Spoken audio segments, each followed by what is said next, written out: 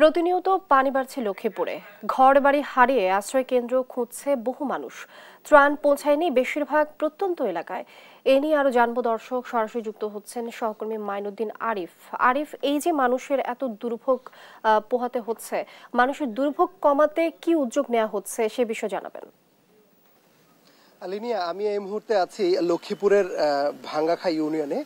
ভাঙ্গাখা ইউনিয়নের পাশাপাশি একদিকে যতগুলো ইউনিয়ন রয়েছে, বশিকপুর, দত্তপাড়া সহ সবগুলো ইউনিয়নের যে ওয়ার্ড বলি বা আমি গ্রাম বলি, সব গ্রামের চিত্র প্রায় একই রকম। আমি এখন যে বাড়িটিতে আছি, এই বাড়িটিতে বলা হচ্ছে যে 98-এর যে বন্যা হয়েছে, সে বন্যার সময় কিন্তু এই বাড়িটিতে পানি উঠেনি। অর্থাৎ এই বাড়িতে এবার ভয়াবহ যে বন্যা শুরু হয়েছে, সেই বন্যার পানিতে তলিয়ে গেছে এই সব ইউনিয়ন বা জেলার বেশিরভাগ এলাকায়।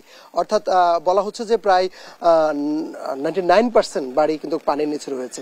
আমি যদি একটু দেখাই, এখানে যে ঘরগুলো রয়েছে, সেই ঘরগুলোর বাসিন্দারা যারা রয়েছে তারা কিন্তু এক সপ্তাহ আগেই আশ্রয় কেন্দ্রে গিয়ে আশ্রয় নিয়েছে। এখানে যে টিউবওয়েল রয়েছে সেটি কিন্তু পানির নিচে, টিউবওয়েলে শুধু মাথাটুকু একটু দেখা যাচ্ছে। ঘরগুলো আছে কোনোভাবেই জাস্ট যাদের বাড়িঘর জামা কাপড় ছিল তারা আসলে তেমন কোনো কিছু নিয়ে বের হতে পারেনি।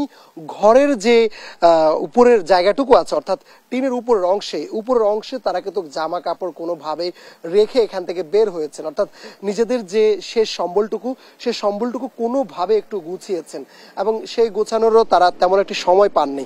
এবং এই পুরো এলাকা, আমরা যেটি সকাল থেকে ঘুরেছি, পুরো এলাকাটিতে আমরা যে চিত্রটি দেখেছি, সেই চিত্রটি আসলে খুব ভয়াবহ চিত্র। অর্থাৎ প্রত্যেকটি ঘরের ভেতরে পানি রয়েছে। এখানে শুধুমাত্র নিজেদের শেষটুকু কোনোভাবে একটু গুছিয়ে তারা এখান থেকে পার হয়েছেন। এখানে এই এলাকাতে 2টি আশ্রয় কেন্দ্র রয়েছে এবং একটি মসজিদ রয়েছে।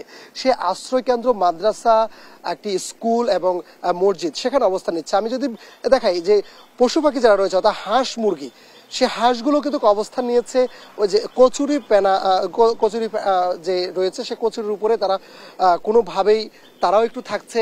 এখানে যে পশু পাখি অর্থাৎ গরু ছাগল যেগুলো ছিল, সেগুলোকে মেইন সড়কে নিয়ে তারা বেঁধে রেখেছে।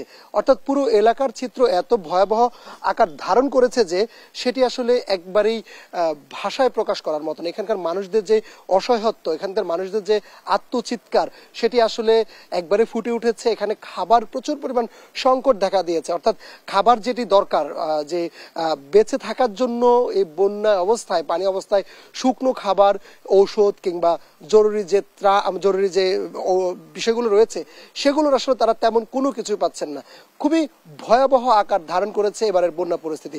আপনি জানেন যে ফেনীতে যে বন্যা কবলিত হয়েছে, সেখানে পানি কমতে শুরু করেছে এবং সে পানি কমার পর থেকে আমরা দেখেছি যে এই অঞ্চলগুলোতে পানি বাড়তে শুরু করেছে এবং বিশেষ করে নোয়াখালী, লক্ষ্মীপুর সহ অন্যান্য যে জায়গাগুলো আছে সেগুলো কিন্তু পানি বাড়তে শুরু করেছে এবং সেই পানি বাড়ার ফলে মানুষ চরম ভোগান্তিতে পড়েছে। আপনি জানেন যে টানা বৃষ্টি হচ্ছে, গতকাল রাত থেকে গত 2 দিন থেকে টানা বৃষ্টি হচ্ছে। মাঝে মাঝে একটু থামছে, তবে বেশিরভাগ সময় বৃষ্টি থাকার ফলে পানি কমার যে বিষয়টি রয়েছে সেটি কোনোভাবে হচ্ছে না, বরং পানি বেড়েই চলছে। এবং এই পানি বাড়ার কারণে যে বিষয়টি হচ্ছে সেটা হচ্ছে মানুষের যে ভোগান্তি, সেটা কিন্তু বেড়ে চলছে। আর আরেকটি বিষয়, যে আশ্রয় কেন্দ্রগুলো রয়েছে, সেই আশ্রয় কেন্দ্রগুলোতে এই মুহূর্তে মানুষের আর জায়গা দেওয়ার কোনো ঠাঁই নেই। মানুষ এখন যে মেন সড়ক রয়েছে, সেই মেন সড়ক অবস্থান নিয়েছে। ঢাকা সহ দেশের বিভিন্ন জেলা থেকে যে খাদ্য সামগ্রী আসছে এই বানভাসির জন্য, সেই খাবার কিন্তু এখনো লক্ষ্মীপুরে তেমন পৌঁছায়নি। অর্থাৎ যে খাবারগুলো আসছে সেগুলো চলে যাচ্ছে রামগঞ্জ, গ্রামগতি, সেদিকেও বন্যার ভয়াবহতা রয়েছে। তবে এসব যে এলাকাগুলো রয়েছে, নিম্ন অঞ্চল, লক্ষ্মীপুর সদর, চন্দ্রগঞ্জ থানা সহ এদিকে যে থানাগুলো রয়েছে, সে থানাগুলোর ভেতরে এখন পর্যন্ত ত্রাণ সামগ্রী পৌঁছায় নাই। আর সে ত্রাণ সামগ্রী না যাওয়ার কারণে মানুষের মধ্যে যে এক ধরনের ক্ষুধার যে যন্ত্রণা, সেটি দেখা দিয়েছে এবং তারা খাবারের জন্য হাহাকার করছে। কোনোভাবে তারা খাবার পাচ্ছে না। এছাড়াও রয়েছে যে ঔষধ, অর্থাৎ এই পানিবাহিত যে রোগগুলো শুরু হয়েছে, অর্থাৎ পানি তো 7 থেকে 8 দিন থেকে একই অবস্থা রয়েছে, সেক্ষেত্রে যে রোগগুলো শুরু হয়েছে সে ঔষধ তারা ঠিকভাবে সময় মতো পাচ্ছে না এবং কি খাবারের পানির প্রচুর পরিমাণ সংকট দেখা দিয়েছে, বিশুদ্ধ পানির। অর্থাৎ তারা বলছেন যদি খাবারের পানি বিশুদ্ধকরণ যে ট্যাবলেট রয়েছে সেটিও যদি তারা এই মুহূর্তে পান, অন্ততপক্ষে তাদের শিশু বাচ্চা এবং বৃদ্ধাদেরকে নিয়ে তারা কোনোভাবে তাদের জীবন জীবন পার করতে পারবেন। সব মিলে এখানকার যে পরিস্থিতি, সে পরিস্থিতি ক্রমান্বয়ে অবনতি হচ্ছে এবং এই অবনতির ফলে আমরা দেখতে পাচ্ছি যে এখানকার মানুষের যে দুঃখ দুর্দশা শুরু হয়েছে সেটি এখন তারা আসলে বলে প্রকাশ করতে পারছে না। আমি সকাল থেকে যতগুলো এলাকাতে গিয়েছি সবগুলো এলাকার চিত্রই আমরা এমনই দেখেছি। আমরা একটু একজনের সঙ্গে একটু কথা বলবো। এখানকার বন্যার যে পরিস্থিতি রয়েছে সেখানে নৌকা অর্থাৎ টায়ার দিয়ে কোনোভাবেই একটু পারাপার হচ্ছেন কিংবা যারা পারাপার হওয়ার চেষ্টা করছেন তাদেরকে বিভিন্ন আশ্রয়কেন্দ্রে নিয়ে যাচ্ছেন। যেহেতু আশ্রয়কেন্দ্রে জায়গা হচ্ছে না, মেইন সড়কে নিয়ে অবস্থান করাচ্ছেন। লক্ষ্মীপুর শহরে অনেক নিয়ে যাওয়া হচ্ছেন। ভাই, বন্যার পানি কতদিন যাবত এভাবে আছে? পানি কি কমছে বা খাবার কি আপনারা পাচ্ছেন কিনা? আজকে 10 দিন থেকে অবস্থা পানি বাড়তেছে দিন দিনই। খাবার ধরেন ওই কিছু টান আসতেছে কিন্তু নৌকা নাই, নৌকার কারণে টান সংগ্রহ হইতেছে না এলাকায়। না, টান ঢুকে না এলাকায়, মানে হালকা কিছু টান আসলেও তবে নৌকার কারণে ওটা এলাকায় ঢুকতে পারতেছে না, নৌকা নাই। মানুষ কিভাবে চলছে? ধরেন সবাই আশ্রয়কেন্দ্রে, কেউ রাস্তার পাশে, কেউ আশ্রয়কেন্দ্রে। ধরেন আমার এই বাড়িতে 5টা গরু আছে, আমার গরুগুলো এখানে রাস্তার উপরে। না, এরকম আমার লাইফে আর আমি দেখিনি। কথা বলছিলাম, আমরা একটু আরেকজনের সঙ্গে কথা বলবো। এই পানির যে ভয়াবহতা এরকম কখনো দেখেছেন ভাই? এখন আপনারা কিভাবে চলছেন? আমরা কোন রকম মানবতার জীবন যাপন করতেছি, আমাদের কোনো অবস্থানে নেই।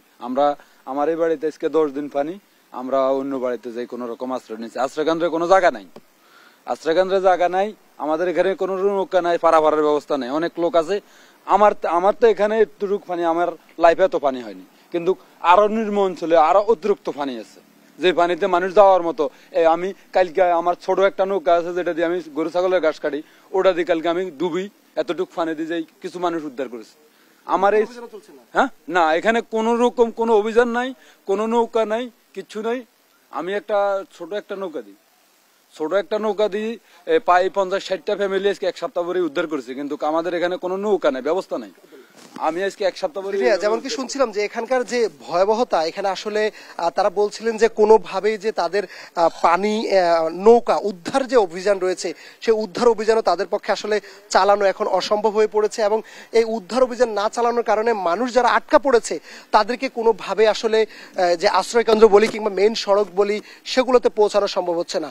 যদি দ্রুত ত্রাণ আসলে এলাকায় প্রবেশ না করে এবং বিশুদ্ধ পানির ব্যবস্থা না হয় তাহলে এই মানুষগুলোর আরো বেশি দুঃখ দুর্দশা শুরু হবে এবং যে তারা যে বাঁচার যে আকুতি রয়েছে, একটু খাবার, একটু পানি, একটু আশ্রয়ের, সে আশ্রয়ের খোঁজে এখন মানুষগুলো ছুটছে, একটু খাবারের খোঁজে ছুটছে। এবং দেখেছি মেইন সড়কে মানুষ দাঁড়িয়ে আছে, একটু ত্রাণের গাড়ি দেখলেই তারা ছুটে পড়ছেন, কোনোভাবে যদি একটু ত্রাণ পান, কোনোভাবে যদি একটু নিজের জীবন বাঁচাতে পারেন সেটির জন্য এখন আকুতি করছে। তো লিনি, এ ছিল আমার কাছে বন্যার সর্বশেষ সংবাদ লক্ষ্মীপুর থেকে।